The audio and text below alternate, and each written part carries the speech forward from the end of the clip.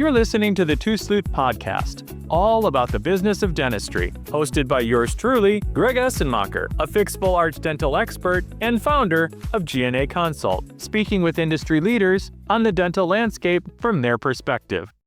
Welcome back, everyone. Greg Essenmacher, but you know me, you don't need to figure out who this is, but I am super excited to welcome on a friend of mine who's become a new friend of mine. I did not know Matt Ornstein before I was introduced to him fairly recently. So I'm going to let him introduce himself. He is not only the cone owner, he's a cone owner. Do you own any cones, Matt?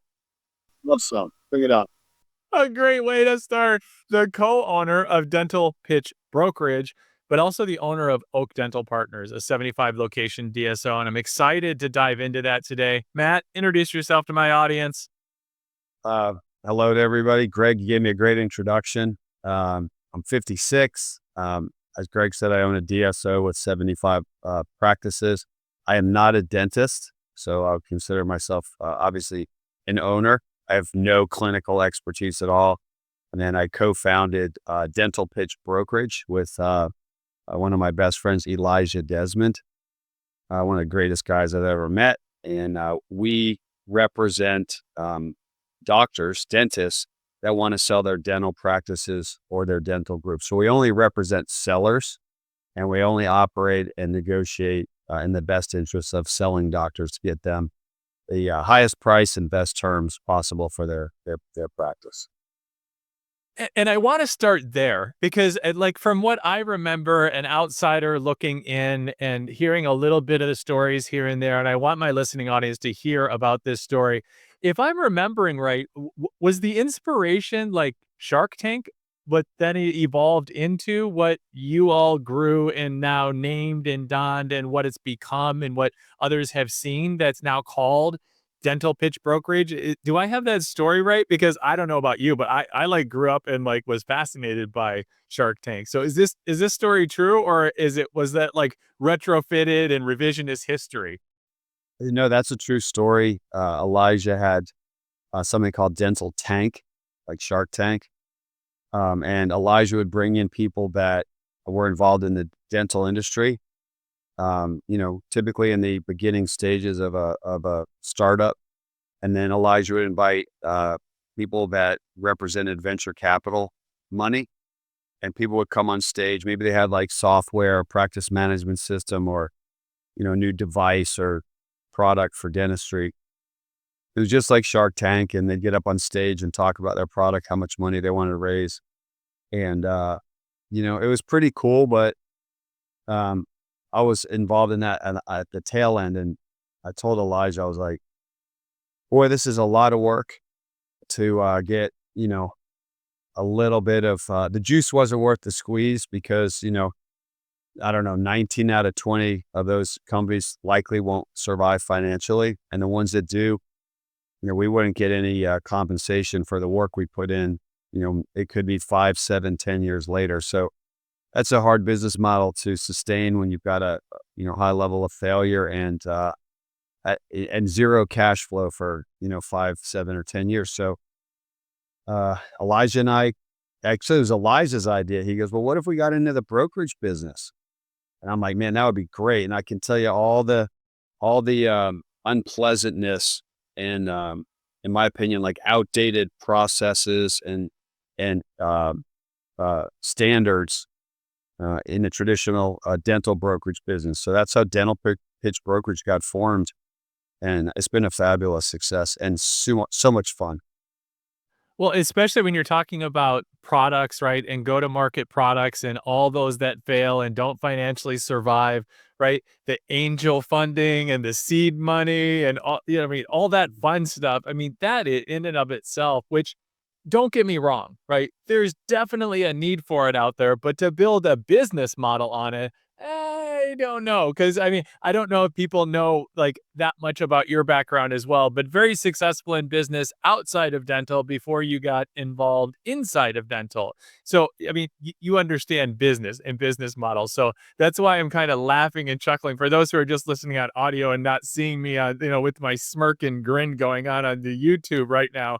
because there is something to that. And for myself, like with my financial advisor, he like to put like the leash on and be like, okay, like you can invest like in early stages in some of it, but here's your limitation. Here's your guardrails when it comes to those types of things. Because I do have money invested in some of these startups, if you will, and some that are more Series A, Series B, for those that what all that is all about, the risk and reward and all the good stuff. So then tell me about the evolution from when it became product based or people looking for funding, if you will, to then the path, the journey of, yeah, that what about for practices looking to sell, and how do you take the experience of for yourself? I'm sure, right? If you have a 75 practice DSO, you saw the good, bad, and the ugly and the inefficiencies of those processes, I'm sure, and then applied that to what became named Dental Pitch Brokerage. Yeah, that's a great question. So when I bought my DSO, we had 20 dental offices. So that was the first, M&A purchase I made in dentistry. And I will tell you, oh man, it was, I would say, the most unpleasant business transaction of my life. Just all the lawyers involved and the broker and the seller was extremely um, unpleasant to work with, to say the least. And I actually went to the same business school as the guy that owns the PE firm that we bought that group from. And I was just shocked at the way, you know, some of this private equity group acted, and uh, anyway, so we went on to buy another 55 practices. All of our growth has been through acquisition. And I can tell you honestly, I have never completed one purchase of a dental practice where I can say, that broker was fantastic to work with. It ranged from extreme displeasure through the whole process to kind of like that was tolerable at best.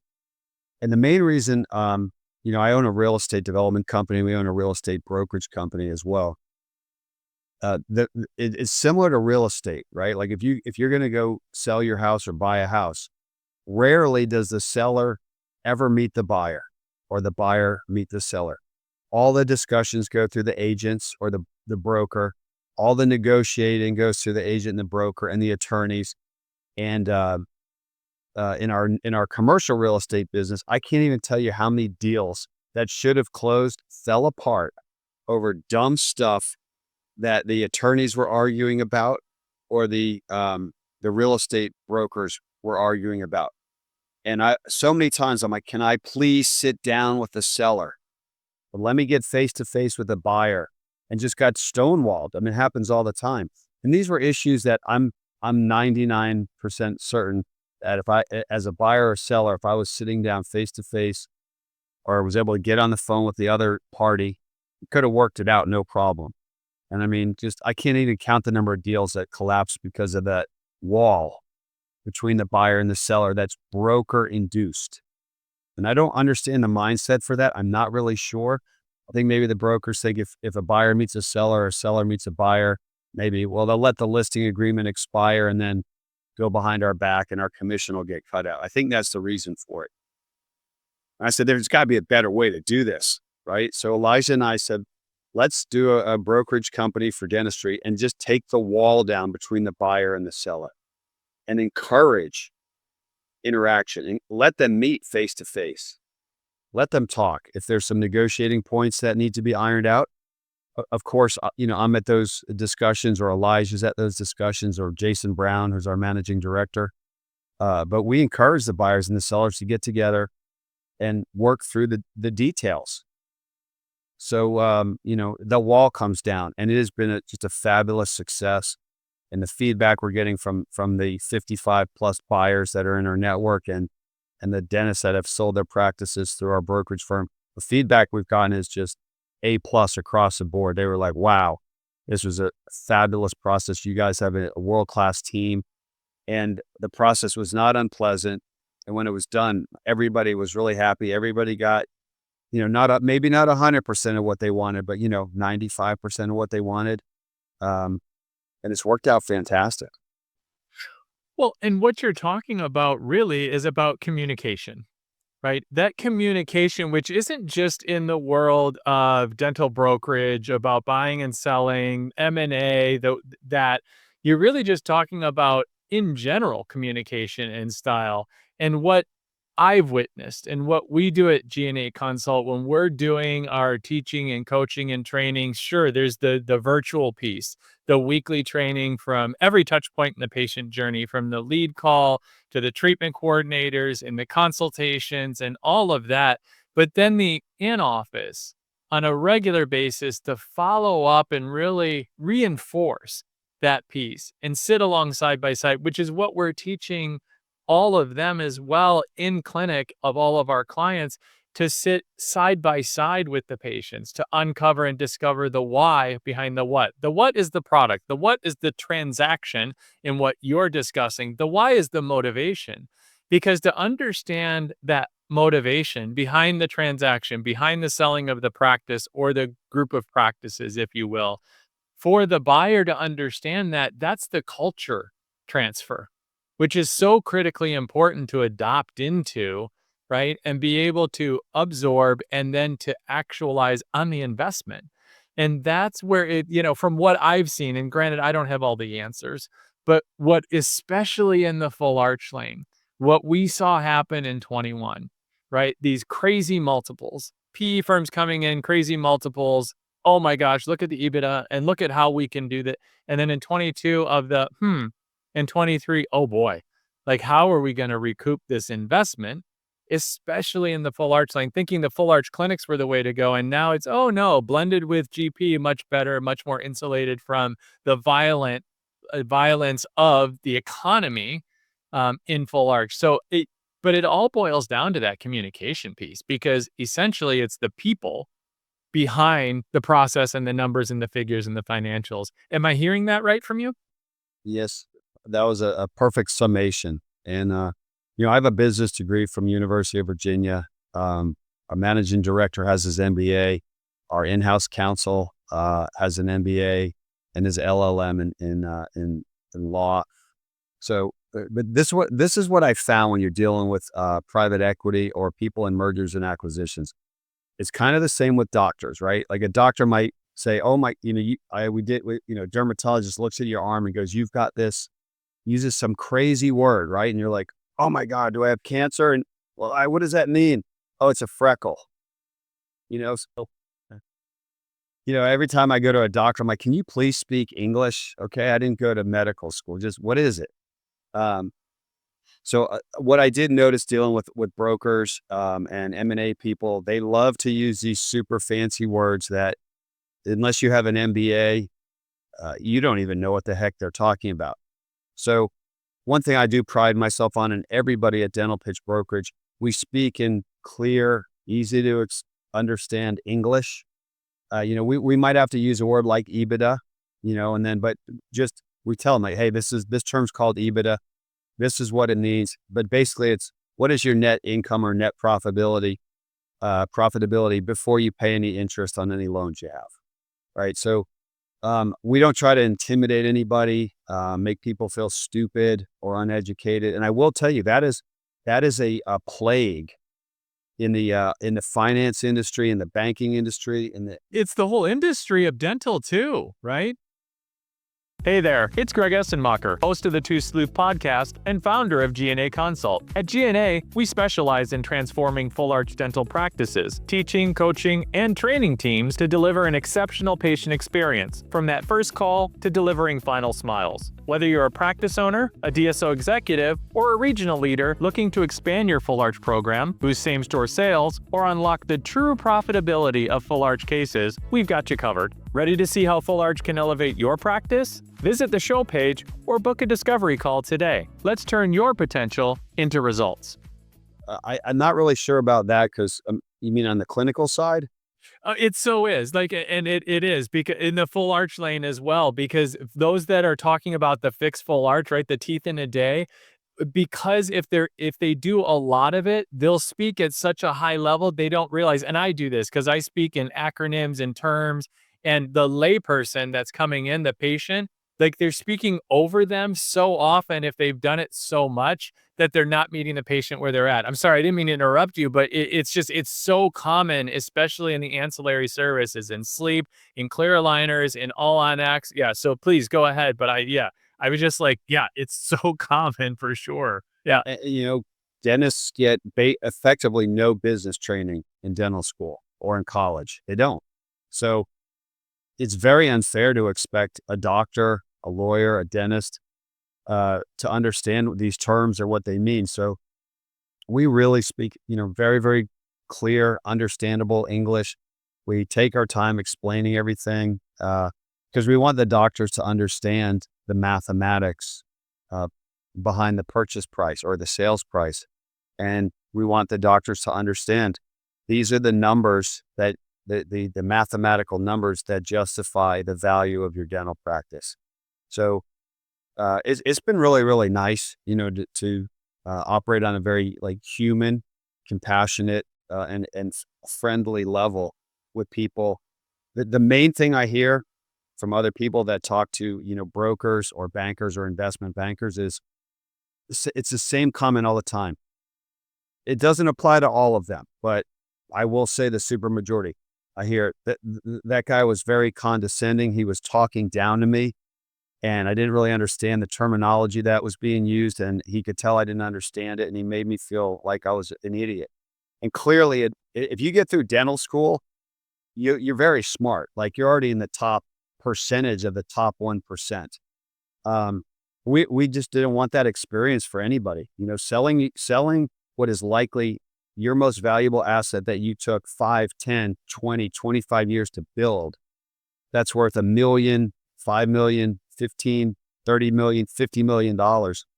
You deserve to be treated like a human being. You deserve to be treated like a friend. And you deserve to understand everything and be talked to using vocabulary that you can understand. Yeah, and that's one of the pieces that I think, and you're really hitting the nail on the head. It was one of the questions I was leading into that as well, what I was gonna ask you, and that is, what are you seeing most commonly with those that you start working with, of the frustration or what they're running into? And most people just wanna have a clear understanding of what's the landscape, right? Level out the landscape, for those that they're trying to transact, and it's I have to imagine, and are you finding this, that it really is a deeply emotional decision? Because they put their blood, sweat, and tears, and most of them have done it from nothing, right? From the ground up. Whether it's, early on in their career or whether it was a mid-career that they purchased a practice, whatever the case may be, but going through all the trials and tribulations for, like you said, the 5, 10, 20, 30 years plus that they put into this practice and poured into the practice and seen all of the changes in landscape. I mean, I can't even imagine the amount of changes in technology, let alone that they've seen in their practice in that many years.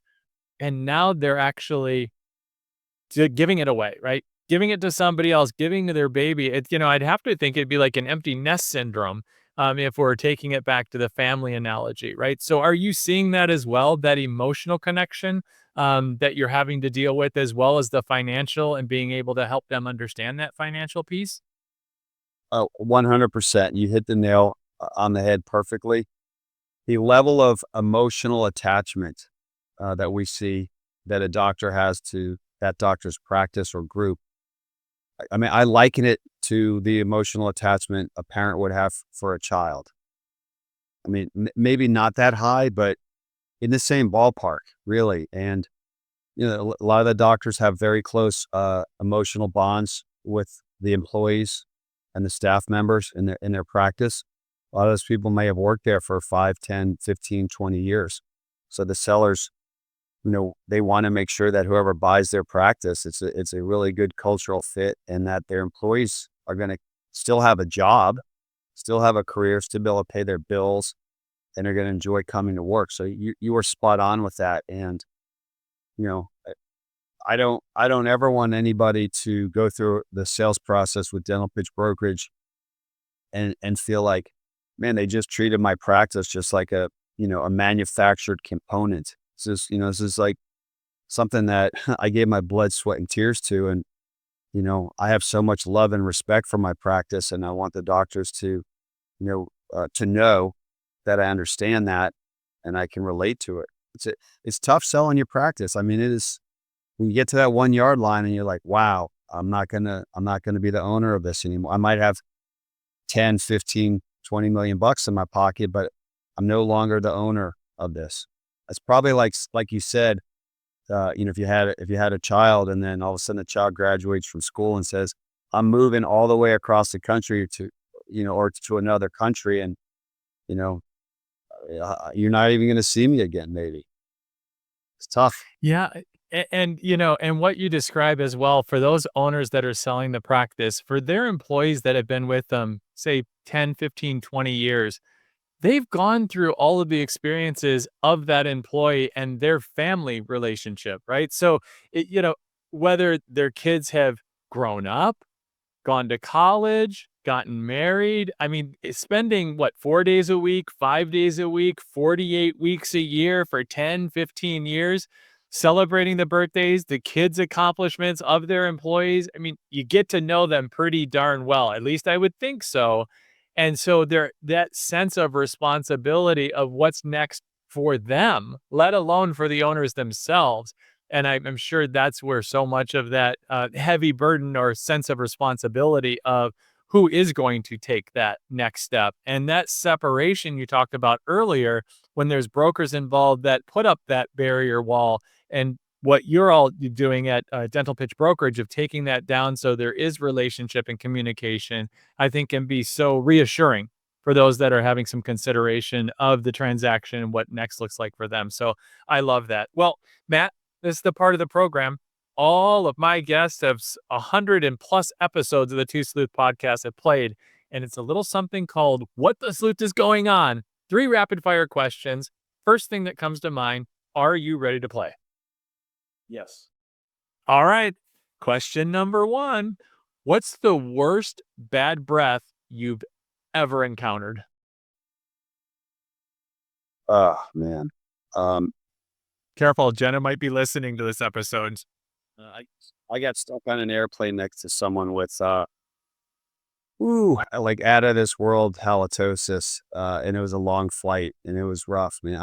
I literally like looked to the left for the entire flight. It was a rough flight.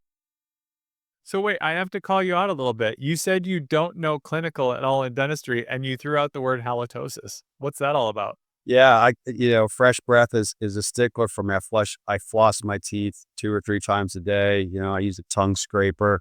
I probably brush my teeth, gosh, probably like 5 times a day. I'm a big stickler about that. Wow. All right. Oral hygiene, big thing for you. I like it. All right. Well done. Okay. Question number 2. If you could change one thing about your smile, what would it be? So I already did. I have veneers. I got 12 on the top and 8 on the bottom. So I already did that. My teeth were just starting to get grinded down a little bit and discolored. So when I was 44, I treated myself to some veneers. So if you had asked me Nice. that 11 years ago, that's what I would have said. All right. For those of you who are just listening to the audio, hop over to the video portion at about the 25th, 26th minute. And because he showed the upper and he showed the lowers. So if you're wondering why his voice was a little distorted there, well done. Well done. The speak and say. Wow, the speak and say, that just took me back to like being like 5 years old and you pull the pull up when like it's on the cow and it's on the moose and because we're the same age basically. Yeah. That was So it. there you go. Speak and say. I had that toy. It was amazing. Right. Right. Take you back to your youth, my friend. Yeah. All right. Question number 3. If you could go back and be the inventor of any dental product, and no, you can't choose your own if you invented one, which one would you choose and why? Dental anesthesia, with the needles. I think that I is probably a game changer for the dental industry. 100 plus episodes, and I believe you're the first person to mention that product. We're gonna have to go back and check, but Matt, I think you're the first person to mention dental anesthesia. All right, well done. Well done. Good answers. Good answers. Survey said, well done. Well, in the last few minutes of this show, Matt, I want to respect your time and our listening audience. Is there anything I haven't asked you or that you'd like to share with my audience today before we run? Um, I would. Thank you for asking. If you're a dentist and you own your practice or you have multiple offices, um, either you're going to pass it on, to your employees or associates, or if you have children, maybe pass it on. But if you're not going to pass your dental office on, and you at one point do want to sell it, and extract all that value, for you and your family, please do not wait until you're burned out of dentistry. Like, don't wait till you are telling yourselves, I hate going in the office. I can't do any more dentistry. My body is shot. I'm done. Like, I hate going to work. So you really want to plan out the sale of your practice. Start thinking about it at least 5 years before you hit burnout, because almost all buyers of dental practices will require you as a selling dentist to stay on and help transition the success of the practice for 2 to 3 years after you sell your practice and you get paid millions of dollars. So make sure you have at least 3 years of like real gas left in the tank so you can come to work, still enjoy what you do, have the energy to do it, and have enthusiasm. I mean, that's really good advice for anybody who's listening and even having a whiff of considering what that might look like in the next 1 to 5 years of transitioning out of their practice, to plan ahead and make sure they get the most value for all of that lifelong work.